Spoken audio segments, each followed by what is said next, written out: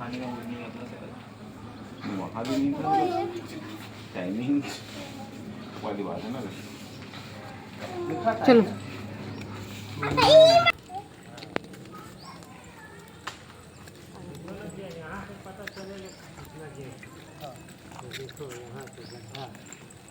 डर लग रहा था वहाँ पर।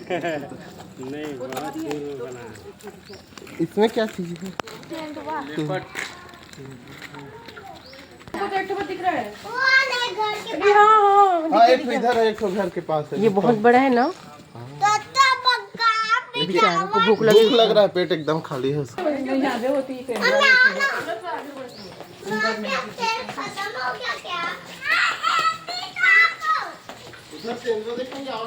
आम दे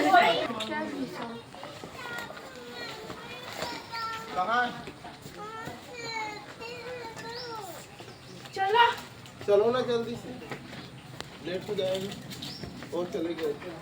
अब